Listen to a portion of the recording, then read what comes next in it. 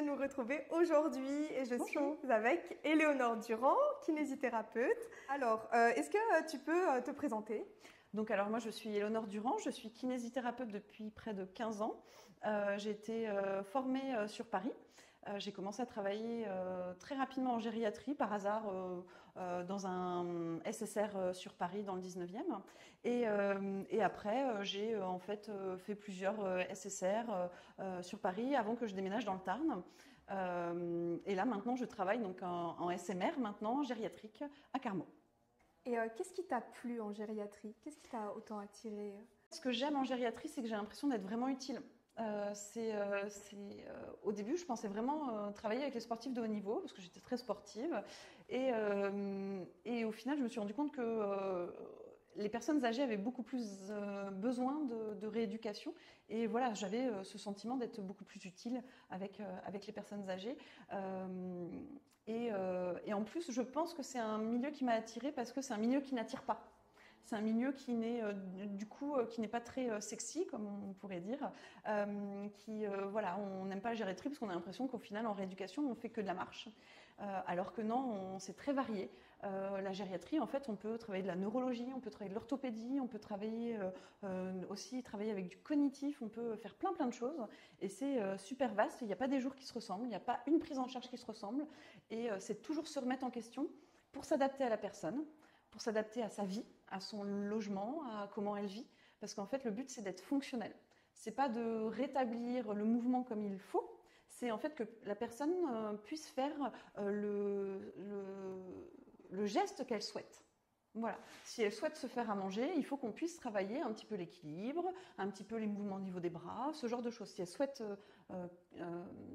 jardiner, il faut qu'elle puisse en fait marcher sur des zones, sur des terrains un petit peu instables, se mettre accroupie, faire ce genre de choses. Et c'est vraiment très varié. En fait, on s'adapte vraiment à ce que la personne souhaite et à sa vie. Oui, c'est vraiment réadapté pour pouvoir ensuite faire les activités de la vie quotidienne. Et ma prochaine question, c'était, est-ce que tu peux nous expliquer en détail une journée type? Mais tu viens de le dire, il n'y en a pas.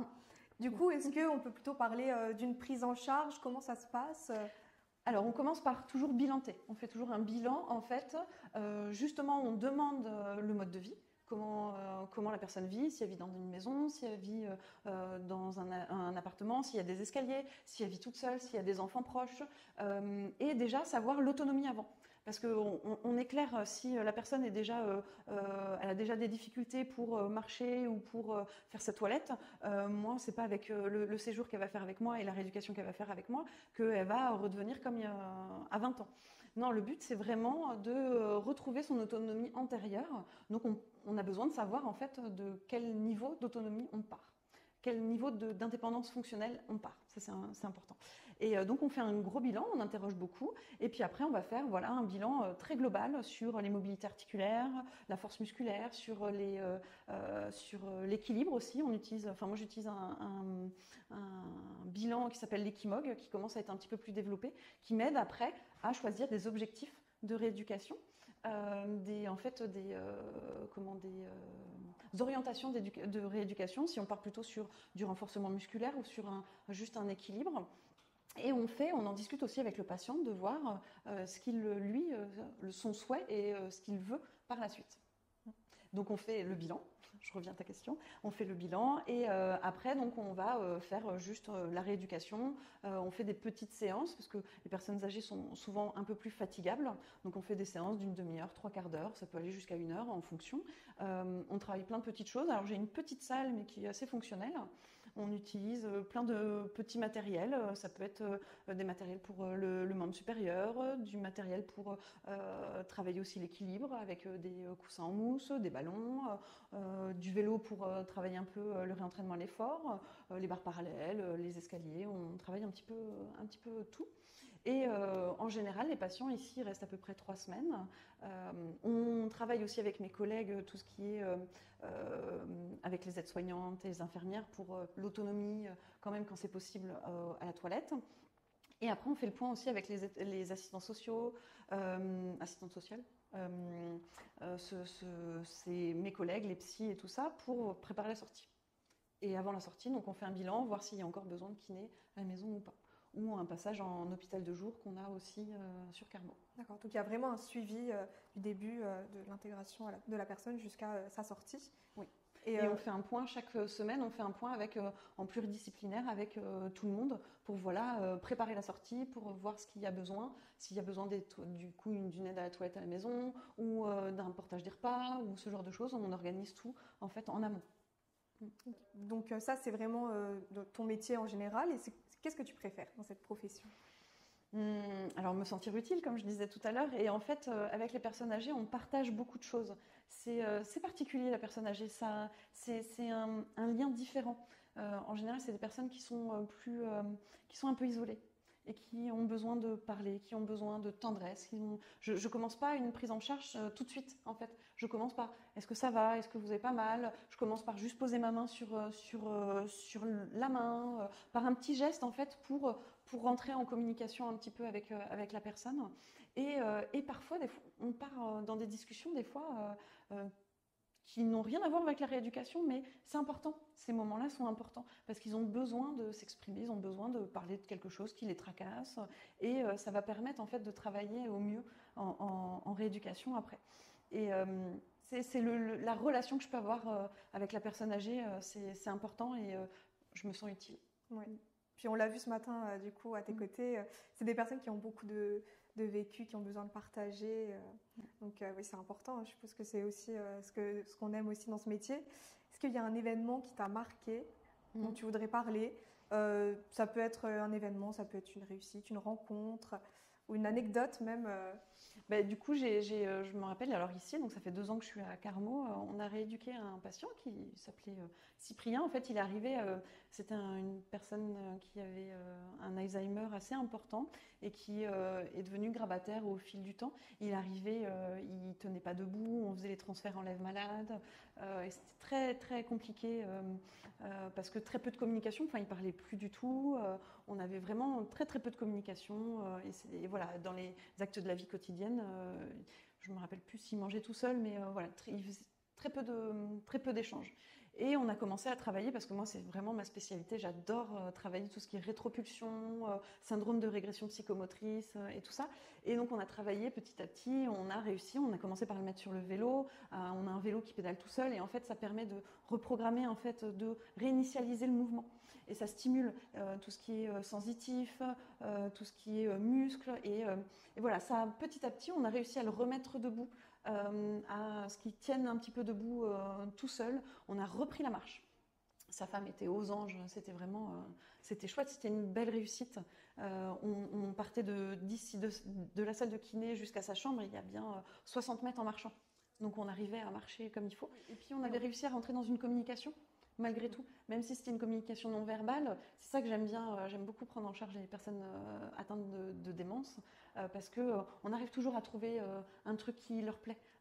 On lance un ballon, c'est un peu régressif, on leur demande de l'aide, et au final on arrive à faire des exercices. C'est compliqué, il faut se creuser la tête, hein, mais on arrive à faire des exercices en les faisant participer. Malgré tout, on arrive à les faire participer. Ouais. Et donc, oui, c'était chouette qu'on arrive, parce que lui, on le sentait, il était heureux. Et sa femme était très heureuse de le voir debout.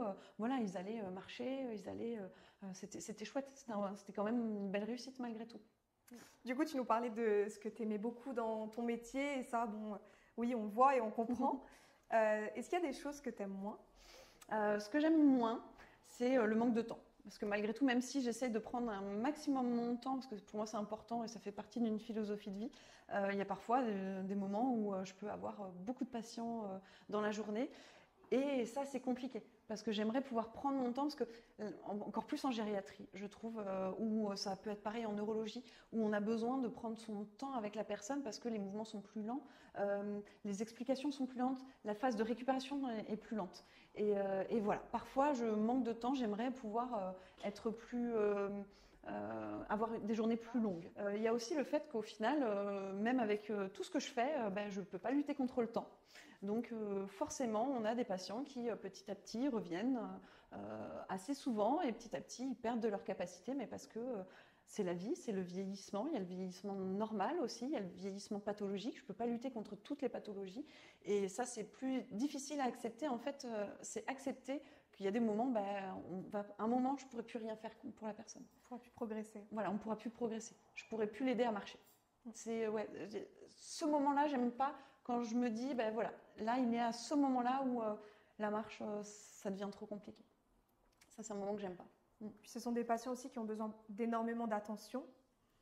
Et bien, tu le disais aussi, oui, la gériatrie, c'est pas vu comme quelque chose de très sexy. Mais tout à l'heure, tu nous parlais quand même de mots un petit peu complexes. Donc, on peut se dire que c'est un domaine derrière lequel on peut trouver beaucoup de choses. Tu nous parlais de rétropulsion. Tu nous parlais aussi de syndrome post-chute. Est-ce que tu peux nous rappeler un peu ce que c'est, nous expliquer? Alors oui, principalement en plus, ça c'est la partie que moi j'affectionne le plus parce que je trouve que c'est là où on est le plus utile et puis en plus c'est entre guillemets assez facile à rééduquer. Je mets des guillemets, mais il y a plein de petites choses à faire. La rétropulsion en fait c'est une posture. C'est une personne qui aura un centre de gravité qui va tomber à l'arrière de ses malléoles. En gros, il va avoir tendance à partir en arrière tout le temps parce qu'il va avoir peur de l'avant. Il va avoir peur de l'avant par plein de choses, parce qu'il a chuté, parce qu'il n'a pas été assez stimulé, il est resté allongé trop longtemps, ou qu'il n'a pas été assez stimulé à se mettre debout, à marcher. C'est en fait un désordre psychomoteur. Alors ça se travaille aussi, il n'y a pas que les kinés qui peuvent le travailler, c'est l'ergothérapie aussi et les psychomotes. Ça, on peut faire un beau mélange de prise en charge, une bonne association. On peut travailler tous ensemble, ça marche très bien. Et en fait, le but, c'est juste de leur réapprendre que la verticalité, en fait, la rétropulsion, c'est une perturbation de la verticalité. Ils n'ont pas l'impression que la verticalité est comme ça. En fait, ils ont l'impression qu'elle est un peu comme ça. Donc, dès qu'ils se mettent debout, en fait, ils ont l'impression qu'ils tombent en avant. Voilà. Et c'est en fait une question de sensation. Et donc, on travaille sur la sensation. Et c'est vrai que c'est quand même très fin comme rééducation. C'est très, très fin. C'est pas très compliqué, mais c'est très fin. Il faut arriver à comprendre comment la personne, en fait, se posture. Et en plus, la gériatrie, l'avantage, souvent, c'est polypathologique. C'est que du coup, il y a plein de choses qui s'ajoutent. Il y a de la neurologie, il y a de l'orthopédie avec un genou qui a été opéré, qui a mal récupéré. Il y a des troubles cognitifs. Faire rééduquer, ça arrive très souvent de rééduquer une personne qui s'est fracturée la hanche et qui a des troubles cognitifs importants. Il faut arriver en fait à lui faire les exercices en lui disant différemment. Parce que du coup, lever la jambe pour lever la jambe, si je lui demande de tendre la jambe, il ne va pas comprendre pourquoi. Il va falloir donner un but. Et ça, c'est toute une histoire. C'est venez taper dans ma main, venez taper dans le ballon, voilà, ce genre de choses. Il faut arriver à être en fait très imaginatif. La gériatrie, la rééducation en gériatrie, il faut être très imaginatif et savoir utiliser plein de choses du quotidien. J'avais un patient qui ne marchait pas avec un rollator. Avec un rollator, donc ça a des roues, ça ressemble à un chariot, mais c'est quand même pas un chariot. Et du coup, avec sa pathologie, avec sa démence, en fait, il ne comprenait pas l'utilité. Et du coup, je le faisais travailler à la marche en poussant un chariot de linge. Parce que le chariot, c'est beaucoup plus fonctionnel pour lui. Il sait ce que c'est. Donc, il le poussait et il marchait sans difficulté. Et on arrivait à travailler la marche comme ça. Donc voilà, c'est être très imaginatif. Mais en général, les kinés ont cette faculté on réfléchit à l'exercice en fonction et on invente plein de choses. Beaucoup de créativité dans ce métier. Est-ce qu'il y a d'autres aspects de ta vie professionnelle que tu veux mettre en avant? Ou est-ce qu'il y a des professions annexes qui travaillent à tes côtés, dont tu voudrais nous parler, qui sont importantes à tes yeux? Alors, moi, je trouve très important de travailler avec les aides-soignantes. Parce que, c'est pour ça que je suis en salariat, j'aime le travail en équipe. J'aime pas le travail de mon côté dans mon cabinet. Je trouve ça très important et très enrichissant de travailler en équipe. Et le travail avec les aides-soignantes, en fait, c'est super important parce que les progrès qu'on fait, nous, en rééducation, il faut qu'elles puissent le transposer dans la vie de tous les jours, dans tous les actes de la vie quotidienne, dans la toilette, dans le fait de se mettre debout. Et donc, il faut qu'il y ait un lien entre les deux, dans les difficultés qu'elles rencontrent, et moi, dans les progrès que qu'on peut faire avec le patient en rééducation. Et je trouve que ce lien est important. Et en plus, les aides-soignantes ont ce pouvoir de rééducation particulier parce que moi, je travaille un geste précis, mais elles vont répéter les gestes. Et donc, pour moi, c'est des rééducateurs de la vie quotidienne et ça, c'est important. C'est pas assez mis en valeur pour moi. On a tendance à croire que l'aide-soignante est là juste pour faire la toilette et les aider pour manger ou ce genre de choses, ou l'échange. Et en fait, non, c'est beaucoup plus important. Elles sont là en plus au quotidien avec la personne. C'est des aides vraiment très importantes pour la rééducation et pour la prise en charge de tous les jours. Et je travaille aussi avec une fonction que j'aime bien, c'est l'enseignant d'activité physique adaptée. C'est un métier qui n'est pas si vieux que ça. Ça fait, je pense, moi, ça fait 10-15 ans que je commence à bosser avec eux. Enfin, oui, 10 ans que je commence à travailler avec eux. Et c'est une profession qui évolue parce qu'on commence à la connaître un petit peu plus.